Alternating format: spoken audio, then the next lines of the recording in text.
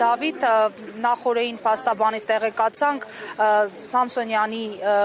առողջական վիճակի մասին, թե ոչ մանրամասնորեն, ամեն դեպքում տեղափոխվել էր բժշկական կենտրոն, ապա հետ էին տարել քրեակատարողական հիմնարկ, հիմա ինչ վիճակում է 11-րդ օր հացադուլն է։ Շնորհակալ եմ հարցի համար, այո, երեկ տեղեկություն տարածվեց, որ քաղաքական բանտարկյալ ներկայումս անժամկետ հացադուլի մեջ գտնող Նարեկ Սամսոնյանի առողջական վիճակը վատացել է եւ նրան տեղափոխել էին Էջմիածին բժշկական կենտրոն, Փառք Աստծո, այնինչ կասկածում էին, այդ չէր հաստատվել, սրտի հետ կապված խնդիրները, այնուամենայնիվ պետք է փաստել հետեւյալը, Նարեկ Սամսոնյանը արդեն 11-րդ օրն է գտնվում է անժամկետ հացադուլի մեջ եւ բնականաբար առաջանալու են որոշակի առողջական խնդիրներ, որովհետեւ բոլորս պատկերացնում ենք, թե ինչ բան է հացադուլ ասվածը եւ ինչպիսի կործանարար հետևանքներ կարող է ունենալ այն քաղաքացու առողջության վրա եւ այս համատեքստում երեկվա իրադարձությունները որքան էլ որ բնականաբար ցավալի էին, այնուամենայնիվ անսպասելի չէին եւ նորից եմ շեշտում այս համատեքստում Նարեկ Սամսոնյանի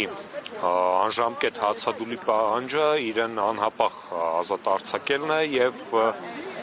որքան ձգձգվում է այս գործընթացը, այնքան ավելի են շատանում ռիսկերը կապված իր առողջության հետ եւ ողջ պատասխանատվությունը կրում են պատկան մարմինները եւ իշխանությունը այս հարցում։ Ինչ ասեցին ձեզ։ ՄԻՊ-ի առջև մենք այսօր իրականացրեցինք բողոքի ակցիա, խորհրդանշական նաև ակցիա, մենք այդտեղ շարում ենք։ Ինչ փոխանցեցին ձեզ։ Իրենց հիմնական ասելիքը կայանում էր նրանում, որ սխալ է տպավորությունը, թե իբրև ՄԻՊ-ը չի զբաղվում գործերով եւ հանրային ընկալումներում կա որոշակի թյուրըմբռնում։ Մենք փաստեցինք, որ քաղաքացիները կամ սովորական մարդիկ անդադ հարցնում են, թե ՄԻՊ-ը ինչու չի զբաղվում այս կամ այն հարցով, որովհետև չկա հրապարակայնություն այդ համատեքստում եւ եթե իրենք գտնում էին, որ սխալ է հանրային ընկալումը, որ թե քաղաքական բանտարկյալ Նարեկ Սամսոնյանի եւ թե այլ հարցերով ՄԻՊ-ը չի դրսևորում որոշակի գործողություններ, ապա դա նրանից է, որ իրենք